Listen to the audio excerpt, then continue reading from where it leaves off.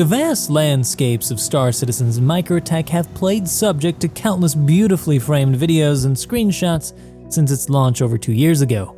But like many other locations in Star Citizen, there has been little content to find beyond its breathtaking vistas. Star Citizen's latest patch though, 3.17.2, sets out to begin changing that with the introduction of derelict outposts.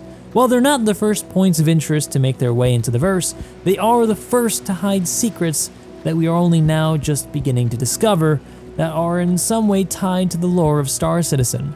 So, take a step out into the unknown with me, Star Citizens, as I take you through a brief adventure to one of these new locations, where I'll give you some advice on how you might find ultra-rare artifacts like this mostly intact Hadesian Remnant or this 600-year-old Earth Unification War Medal. But don't forget to bring some armor and maybe a weapon, because you won't be alone out there.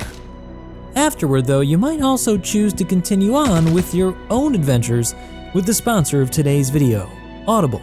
Being a YouTuber/streamer, making videos like these while designing homes on the side after my day job doing architecture, I hardly have any time to really sit down and read anymore. So Audible helps me escape some of the stress of all that work while I'm on the way to work or while I'm working out with amazing audiobooks like the Stormlight series by Brandon Sanderson. While I've already moved on to the Wheel of Time audiobook series, it's still stuck with me as one of my favorite series of all time. So if you want to check out stuff like that, head on over to audible.com/morphologist and use code morphologist or text morphologist to 500 to get the first book in the series, The Way of Kings, for free and start your 30-day free Audible membership trial.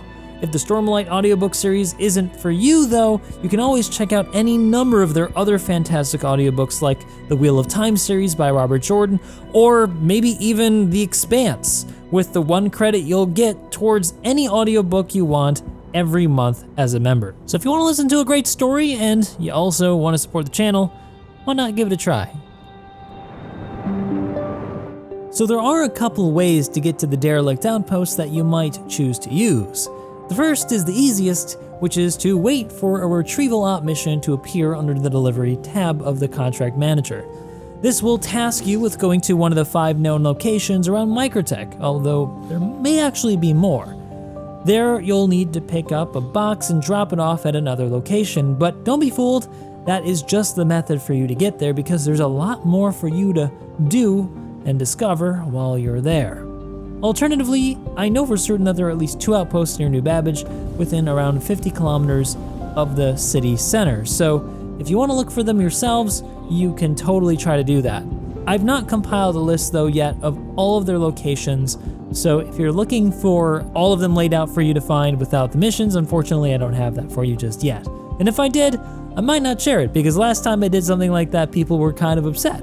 Alright, so next thing I'd recommend is that when you're approaching one of these outposts is that you can take a look at it from above, but you shouldn't park directly next to it, especially if you're flying something the size of a Constellation or smaller, because if a dropship does come, which seems to be pretty common, it will get blown up by the turret gunner.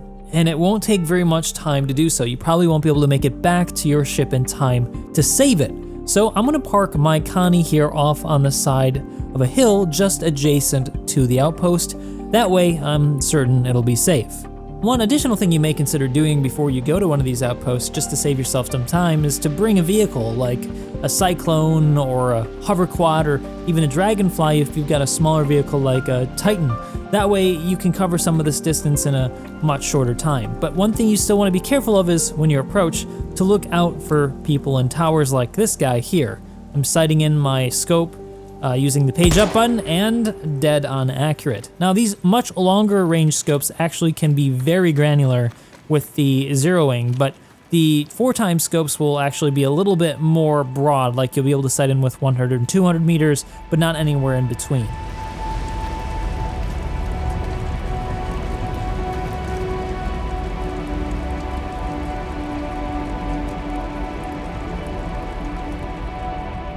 You know, I've been covering Star Citizen for quite a few years now, and I'm pretty well accustomed to how beautiful it can be, but sometimes I can still be taken aback by just how stunning some of the vistas are. And they are their own reward, aside from the artifacts that I'm looking for. Speaking of the artifacts, you want to take your time while you're going through all of the ruins because the boxes that contain the artifacts can be hid just about anywhere, including underneath debris that you can move with a tractor beam tool. But also be diligent to look for baddies hiding in the grass. I just spotted this guy walking around patrolling and I barely saw him on my approach.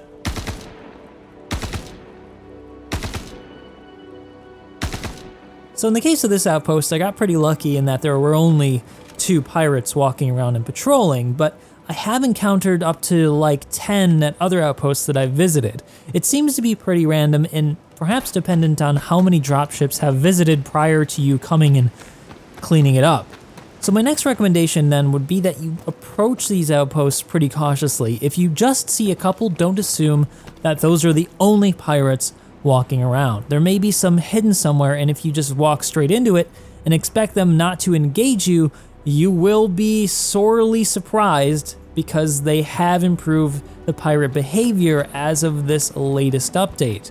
And I have actually been killed by them. So approach it, pick off the ones on the edges, and then slowly make your way inward while you're looking for the boxes. In fact, one of the better things you can do is to completely clear out the area before you actually start looting, because you might think that there's none left, you'll start looting, and then you're gonna get killed. So just be really, really careful. Of course, there's always another possibility that there may be a pirate player walking around, and in those cases, you wanna be extra careful.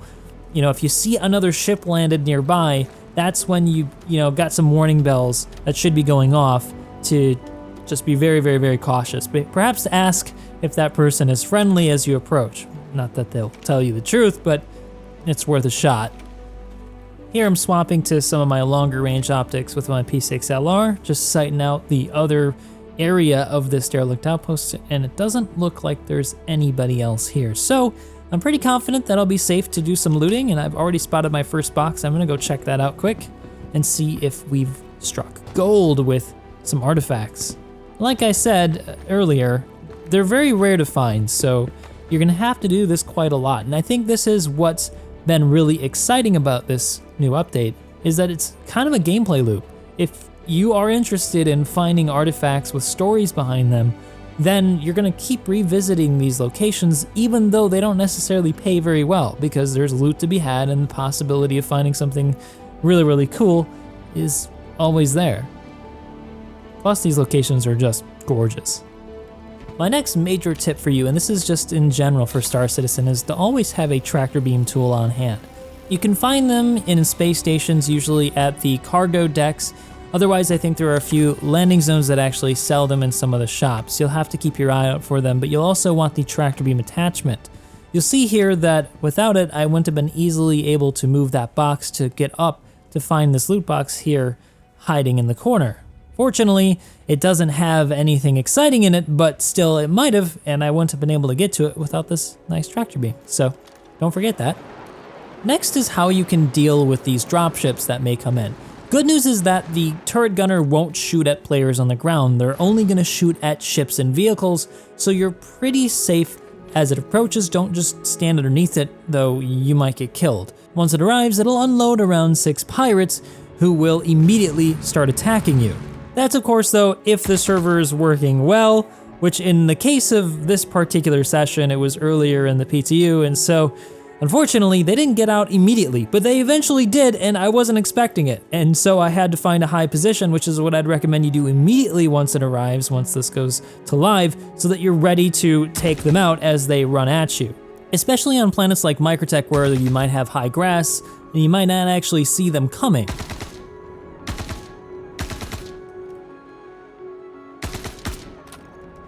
There's the last one.